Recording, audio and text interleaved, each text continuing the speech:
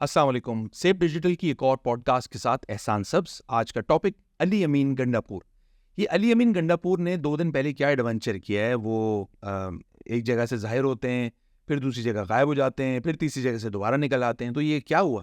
علی امین گنڈاپور ایک بزرگ شخصیت ہیں, ایک روحانی شخصیت ہیں. تو یہ ان کے پاس کچھ روحانی طاقتیں ہیں جس کی وجہ سے وہ پہاڑوں پہ سے اور صحراؤں میں سے اور سمندروں میں سے اور دریاؤں میں سے گزرتے ہوئے اور 8-9 ضلعوں میں سے جو نئے اضلاع پیدا ہوئے ہیں وہ بھی ان کی کوئی کرامت ہی ہوگی, اور وہ پشاور پہنچ جاتے ہیں. تو یہ ان کی کوئی بڑی کرامت لگ رہی ہے. تخت سلیمانی پہ سفر. ہاں, تخت سلیمانی بھی ہو سکتا ہے. اور وہ چونکہ وہ کہہ رہے تھے کہ جب میں وہاں سے نکلا ہوں کے پی سے, تو وہاں لائن سے رینجرز والے اور پولیس والے کھڑے ہوئے تھے اور میں ان کے سامنے سے نکل گیا ہوں اور ان کو میں نظر بھی نہیں آیا. تو یہ ہو سکتا ہے. مطلب ہم اس کو مذاق میں ہمیں نہیں لینا چاہیے. ایسے بزرگ لوگ ہوتے ہیں تو آپ ان کا کوئی مذاق نہ اڑائیں, اور ان کا مذاق اڑانے کی کسی کو ضرورت بھی نہیں ہونی چاہیے. برا مان سکتے. ہاں, موکلین بھی برا مان سکتے ہیں. اور انہوں نے 2 تقریریں کی ہیں جب وہ کے پی اسمبلی پہنچ گئے تھے, اور 2 تقریروں میں انہوں نے بڑی قسمیں کھا کے اور لا الہ الا اللہ پڑھ کے بار بار یہ بتایا ہے کہ میں اپنے جو ہمارا فلسفہ ہے اور جو وفاداری ہے اس کے ساتھ ہوں, اور میں اس طرح سے نکلا ہوں کہ کوئی میرا بال بھی بیکا نہیں کر سکا. تو وہ انہوں نے بڑے قصے سنائے. لیکن اس میں جو کام کی بات ہے وہ یہ ہے کہ انہوں نے آپ کو پورا یقین دلانے کی کوشش کی ہے. اب آپ کیا کلمے پہ بھی یقین نہیں کریں گے اور آپ کیا قسموں پہ بھی یقین نہیں کریں گے؟ مطلب آپ کیا یعنی یہ وہ ہزلیات وہ تھوڑی بک رہے ہیں, اللہ نہ کرے خدا نہ خواستہ. مجھے بلکہ ایک بات یاد آ گئی, وہ ایسی فالتو کی سی بات ہے لیکن میں ذکر کرتا چلوں. ایک بیکار سا کوئی بادشاہ تھا, ہارون رشید اس کا نام تھا. کہتے ہیں کہ بڑا اس کی وسیع سلطنت تھی. تو اس نے ایک دفعہ کہا کہ بھئی اگر کوئی میرے پاس آتا ہے اور وہ اپنا مدعا بیان کرتا ہے, اپنی تکلیف بیان کرتا ہے, تو میں مان لیتا ہوں کہ اس کے ساتھ کچھ زیادتی ہوئی ہے, اور میں کوشش کرتا ہوں کہ بھئی اس کا میں ازالہ کروں. لیکن جب وہ بہت زیادہ اس کے اوپر زور دیتا ہے اور وہ رونے پیٹنے لگ جاتا ہے, اور وہ میرے بار بار کہنے کے باوجود اسے بھروسہ نہیں کرتا, تو میں ذرا شبے میں پڑ جاتا ہوں کہ کوئی ڈرامے بازی تو نہیں کر رہا. جب وہ قسم کھا لیتا ہے تو مجھے پکا یقین ہو جاتا ہے کہ جھوٹ بول رہا ہے. تو یہ تو فالتو کی سی باتیں ہیں جو گنڈاپور صاحب کہہ رہے ہیں, وہ ٹھیک ہی کہہ رہے ہیں. لیکن میں تھوڑا سا اس کو سمرائز کر دیتا ہوں کہ انہوں نے کہا کیا, وہ نکلے کیسے وہاں سے. ہم ایکسپیکٹ کر رہے تھے اور یہی بتایا گیا تھا کہ ڈی چوک پہ آئیں گے اور بڑا قافلہ آ رہا ہے لمبا چوڑا گنڈاپور صاحب کے ساتھ, اور وہ ڈی چوک پہ آ کے خطاب کریں گے. لیکن اچانک پتہ چلا کہ وہ ڈی چوک سے نکل کے پی ہاؤس چلے گئے. یہ ایکسپیکٹ نہیں کیا جا رہا تھا کہ وہ کے پی ہاؤس جائیں گے. ابھی انہوں نے بتایا ہے اور بات ان کی لاجیکل ہے, وہ بات سمجھ میں آ رہی ہے. اتنی دور سے وہ آئے تھے تو انہوں نے کہا کہ ہم وہاں پہنچے تھے اور وہاں ہم نے اپنا احتجاج ریکارڈ کرا دیا اور ہم نے اپنا وعدہ پورا کر لیا, اور اس کے بعد ہم نے کہا ذرا آرام کر لیتے ہیں. تو ہم کے پی ہاؤس چلے گئے اور ہم انتظار کرتے رہے کہ کپتان اگلی جو ہمیں ہدایت دیں گے اس کے مطابق دیں گے. تو آرام تو ضروری ہے نا یار, اتنا لمبا سفر تھا. وہ الگ بات ہے کہ وہاں لوگ پڑ بھی رہے تھے اور رول بھی رہے تھے, لیکن آرام تو بہت ضروری ہے. زندگی تو آرام سے ہی متوازن ہوتی ہے. تو انہوں نے کہا کہ پھر وہ ہم آرام کرنے وہاں چلے گئے. لیکن اچانک ہلہ بول دیا گیا اور اسلام آباد پولیس آ گئی اور آئی جی آ گیا اور پتہ نہیں کون آ گیا, اور انہوں نے آگے مارنا پیٹنا شروع کر دیا. لیکن مجھ تک وہ نہیں پہنچ پائے. جیسے کہ ہم پہلے عرض کر چکے ہیں کہ وہ باکرامت بزرگ ہیں, تو رینجرز بھی ان کو نہیں ڈھونڈ سکی, پولیس بھی نہیں ڈھونڈ سکی.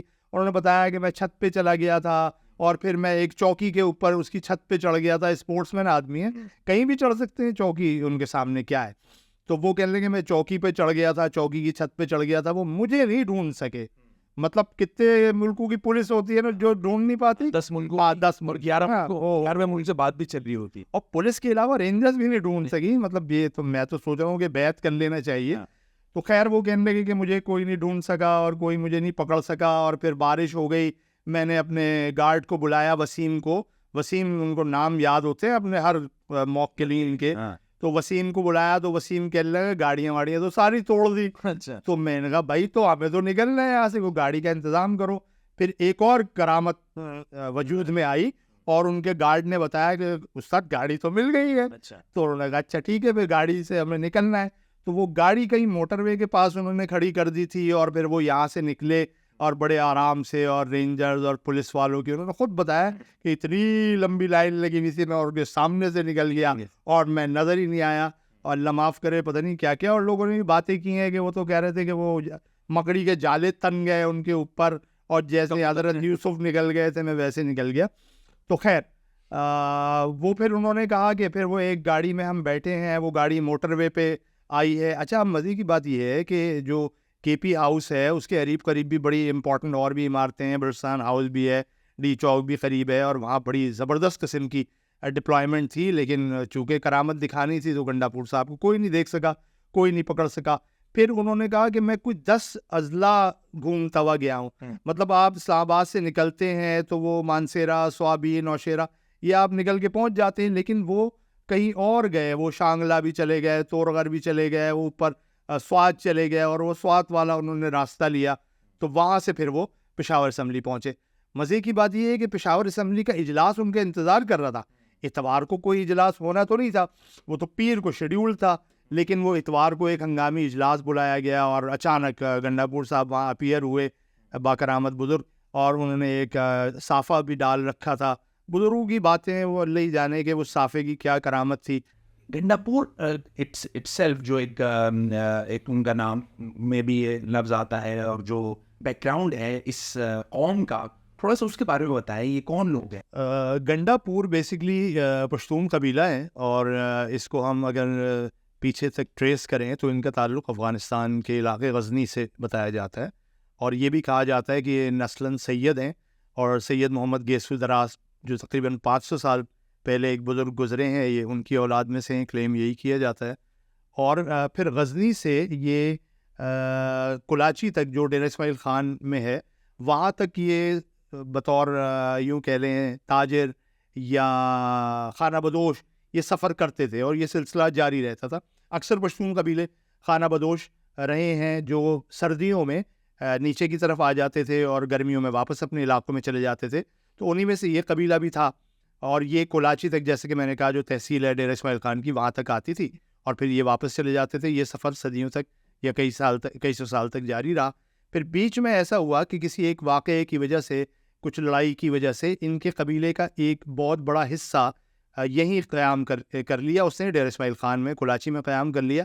اور بہت بڑا قبیلہ نہیں ہے، پولیٹیکلی بہت انفلوئنسڈ ہیں یہ. ان کے وزیر اعلیٰ بھی بنے، اکرام اللہ کے نام سے بھی ایک صاحب تھے جو وزیر اعلیٰ بنے تھے، اکرام اللہ گنڈا پور. علی امین گنڈا پور کے والد امین گنڈا پور وہ بھی وزیر رہے ہیں پرویز مشرف کے ٹینیور میں. ویسے وہ ریٹائرڈ میجر تھے، یہ بھی ذہن میں رہے کہ بیسکلی فوجی خاندان ہے. تو خیر ہم گنڈا پور قبیلے کی طرف دوبارہ آتے ہیں کہ یہ ڈیرہ اسماعیل خان میں کلاچی میں رہے، اور وہاں یہ غزنی میں رہتے تھے. اچھا غزنی مردم خیز خطہ ہے، محمود غزنوی مشہور ترین وہاں کی شخصیت گزرے ہیں. اور غزنی میں شہری علاقوں میں آج کل جو میں آج کی بات بتا رہا ہوں وہ فارسی بولی جاتی ہے، لیکن جو ارد گرد کے دیہات ہیں وہاں پشتو بولی جاتی ہے، اور پشتون قبائل وہاں آباد ہیں. میرے کچھ دوست ہیں جو غزنی سے جن کا تعلق ہے، لیکن وہ دیہی علاقوں سے ان کا تعلق ہے، تو وہ پشتو بولتے ہیں. اور مزے کی بات یہ ہے کہ وہ فارسی نہیں جانتے، حالانکہ شہری علاقہ فارسی بولتا ہے، لیکن جو دیہاتی علاقے ہیں وہاں پشتو بولی جاتی ہے. تو میں بتا رہا تھا کہ یہ سید محمد گیسو دراز ان کے جد امجد سمجھے جاتے ہیں. اس کے بعد یہ قبیلہ یہاں آ گیا، جنگجو قبیلہ رہا ہے. تاریخ میں ہمیں ملتا ہے کہ احمد شاہ ابدالی کی بھی فوج کے اندر یہ شامل تھے. اور اس میں ایک دلچسپ واقعہ یہ ہے، دلچسپ بات یہ ہے کہ احمد شاہ ابدالی کی فوج میں جو فارسی بولنے والے لوگ تھے وہ ان کا نام ٹھیک طرح لے نہیں پاتے تھے، کیونکہ فارسی میں ڈال نہیں ہوتا، تو وہ گنڈا پور کے بجائے وہ دال کا لفظ استعمال کرتے تھے، جو بڑے ناراض ہوتے تھے کیونکہ وہ ایک مایوب سی بات تھی. تو احمد شاہ ابدالی نے ان کے قبیلے کا نام تبدیل کر کے، یہ سمجھو ایک ٹائٹل ان کو دے دیا تھا. ان کا نام رکھ دیا تھا افغان پور. تو گنڈا پور کی جگہ احمد شاہ ابدالی نے ان کو افغان پور کا نام دیا تھا، لیکن وہ اپنے آپ کو اس سے متعارف نہیں کراتے، ان کو کچھ زیادہ پسند نہیں آیا تھا، تو وہ گنڈا پور کے نام سے ہی یہ معروف رہے. اچھا بہت، جیسے میں نے کہا کہ بہت بڑی تعداد میں نہیں ہے، شاید 70,000 یا 80,000 ہوں گے یا پاکستان میں، اور ایسے ہی 30-40,000 افغانستان میں ہوں گے. لیکن افغانستان میں بھی انفلوئنشل رہے ہیں. امین تراکئی کمیونسٹ دور کا ایک وزیر اعظم رہا ہے، اس کے بارے میں کہا جاتا ہے کہ وہ گنڈا پور ہے. یہاں بھی جیسے کہ میں نے کہا کہ ان کا پولیٹیکل انفلوئنس رہا ہے. وہ علاقہ بڑا اہم ہے، ڈیرہ اسماعیل خان تاریخی لحاظ سے بھی اہم ہے، اور آج کے دور میں بھی وہ بہت اہم ہے. 3 صوبے وہاں جا کے کنیکٹ ہوتے ہیں، تو وہ بڑا اہم علاقہ ہے. تو اس لیے ان کا سیاسی بھی اور سماجی بھی انفلوئنس رہا ہے گنڈا پور کا. اور اس سے پہلے جو وزیر اعلیٰ رہا ہے اکرام اللہ غالباً نام تھا. ان کے ہاں ان کے خاندان نے قربانیاں بھی بہت دی ہیں. غالباً ان کے 2 بھائی قتل ہوئے ہیں, خودکش حملے میں مرا ہے. تو اس لحاظ سے ان کا پولیٹیکل ہمیں ویٹ نظر آتا ہے. اچھا, علی امین گنڈاپور کا جو سیاسی بیک گراؤنڈ ہے وہ اتنا زیادہ, یعنی آپ یہ کہہ رہے ہیں کہ ان کے والد جو تھے وہ میجر تھے, فوج میں تھے, اور یہ خانہ بدوش ہیں بنیادی طور پہ, تو کہاں پی ٹی آئی, کہاں ایک اصولی اور نظریاتی قسم کی قبائلی سوچ, تو یہ کس طرح سے ہوا؟ اصل میں یہ تو مجھے تمہارا سوال سمجھ میں نہیں آیا. کوئی اصولی اور نظریاتی سوچ والے پی ٹی آئی میں موجود ہیں. ظاہر ہے پی ٹی آئی کا جب آغاز ہوا تھا تو ایک نظریاتی سوچ کے ساتھ ہوا تھا نا, کہ ہم نے پرانی پالیٹکس کو ختم کرنا ہے, نئی پالیٹکس کو لے کے آنا ہے, جو چور بازاری ہے, جو بےایمانی ہے, جو دھوکے بازی ہے, اس کو سب ختم کرنا ہے. اور گنڈاپور کے چونکہ والد صاحب میں نے بتایا مشرف کی کیبنٹ میں رہے ہیں, تو وہ روابط تو ہوتے ہیں, تعلقات تو ہوتے ہیں, اور کوئی نہ کوئی ایسا موقع آیا ہوگا جب ان کو ایسا لگا کہ ہماری پالیٹکس کو اگر زندہ رہنا ہے یا ہمیں ایگزائل کرنا ہے تو ہمیں پی ٹی آئی میں جانا ہے, جو کہ ایک صحیح فیصلہ تھا. علی امین گنڈاپور کی شخصیت ذرا ایک تھوڑی سی کنفیوزنگ ہو گئی ہے, خاص طور پہ عمران خان کی حکومت جانے کے بعد, اور جو 9 مئی کا واقعہ ہوا ہے اس کے بعد.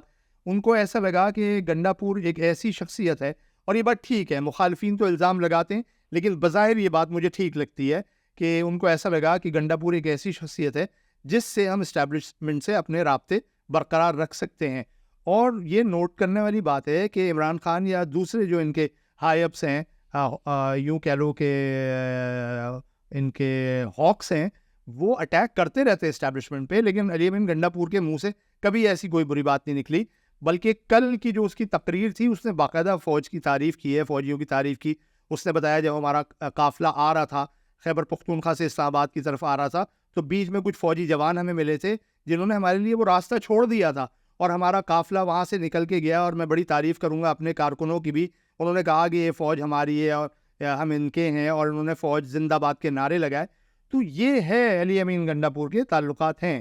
اچھا, جہاں تک علی امین گنڈاپور کی موجودہ پالیٹکس کا تعلق ہے, اس پہ واقعی سوالات اٹھتے ہیں, اس پہ واقعی لوگ آئی بروز لچکاتے ہیں.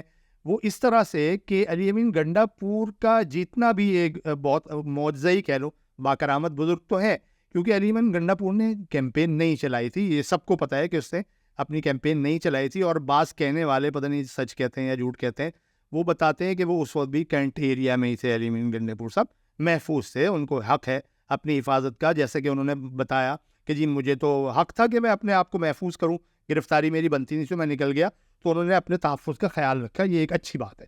تو خیر وہ وہاں رہے اور پھر وہ الیکشن جیت گئے. اچھا, وہ ابتدائی لوگوں میں سے شاید نہیں تھے جن کا نام وزیر اعلیٰ کے لیے لیا جا رہا تھا. کچھ حلقے بالکل بات کر رہے تھے, لیکن جب اسد قیصر بھی قومی اسمبلی میں چلے گئے, جب مثال کے طور پہ عاطف بھی قومی اسمبلی میں چلا گیا, اور ایسے نام جو کینڈیڈیٹ ہو سکتے تھے وہ قومی اسمبلی میں چلے گئے, وہ صوبائی اسمبلی میں رہے نہیں, اور تیمور جھگڑا ہار گیا, کامران بنگش ہار گیا, تو صوبائی اسمبلی میں بھی ان کی ٹکر کا کوئی نہیں رہا. تو علی امین گنڈاپور ایک اکیلے ہی رہ گئے جو ٹکر دینے والے تھے, تو ان کو انہوں نے وزیر اعلیٰ کے لیے نامنیٹ کیا اور وزیر اعلیٰ بن گئے. اب ان کا کام بڑا نرالا ہے. اب بعض اوقات سمجھ میں نہیں آتا کہ وہ کس کے مقاصد پورے کر رہے ہیں. یہ بات تو ٹھیک ہے کہ بھئی خان چاہتے ہیں کہ حکومت کو سکھ کا سانس نہ لینے دیا جائے, ان کو ایک چین کی گھڑی میسر نہ آئے, تو گنڈاپور بار بار اسلام آباد کی طرف آتے ہیں. لیکن وہ اسلام آباد میں کرتے کیا ہیں, یہ آج تک کسی کو سمجھ میں نہیں آیا.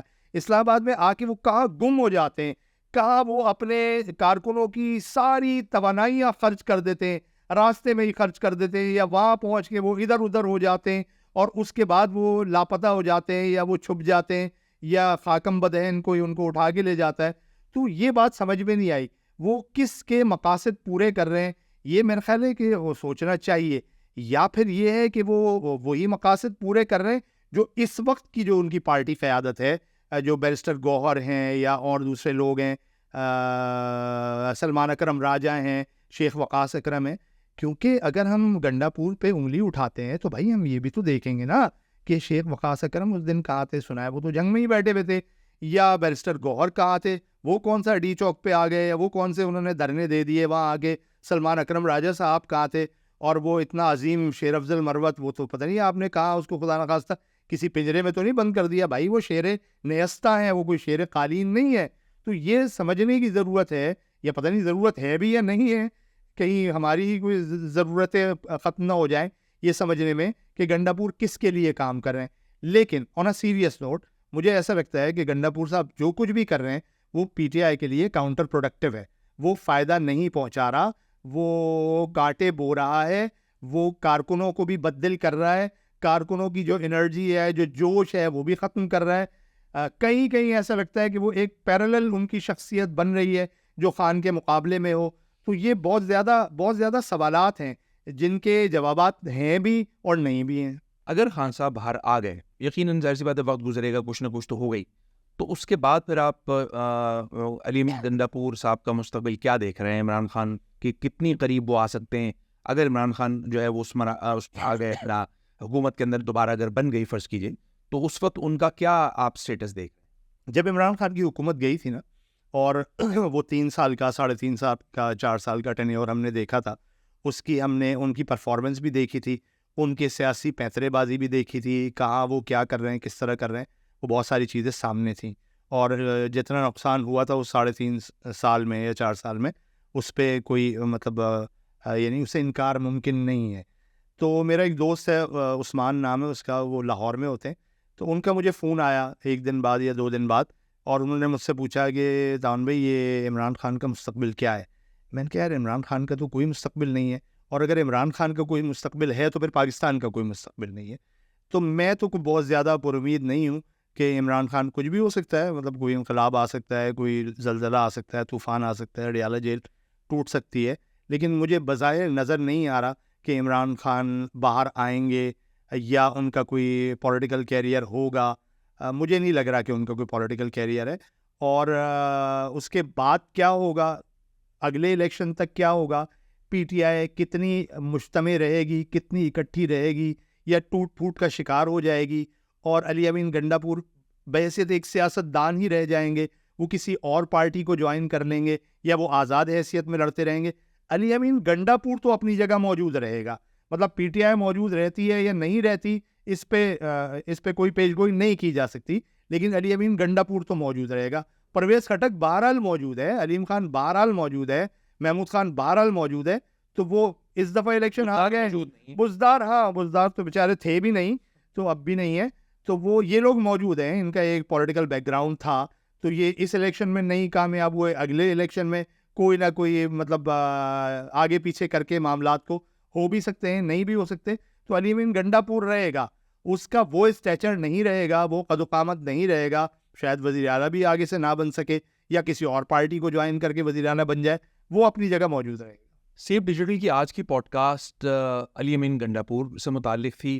ہم تجربات کر رہے ہیں, ہم مختلف شخصیات پہ بات کرنے کی کوشش کر رہے ہیں, ہم مختلف موضوعات پہ بات کرنے کی کوشش کر رہے ہیں, اور ہم یہ چاہ رہے ہیں کہ وہ کانٹینٹ بنائیں جو آپ کی دلچسپی کا ہو سکتا ہے اس میں ہم کامیاب ہو جائیں, ہو سکتا ہے نہ ہوں. آپ ہماری رہنمائی کریں, آپ ہمیں بتائیں کہ آپ کیا سننا چاہتے ہیں, کن ٹاپکس پہ بات سننا چاہتے ہیں, اور اسی تسلسل کو ہم سیف ڈیجیٹل میں آگے لے کے جائیں گے. اس پوڈ کاسٹ کے اختتام کے ساتھ ہی اجازت چاہیں گے. انشاءاللہ اگلی نشست میں دوبارہ ملاقات ہوگی. السلام علیکم.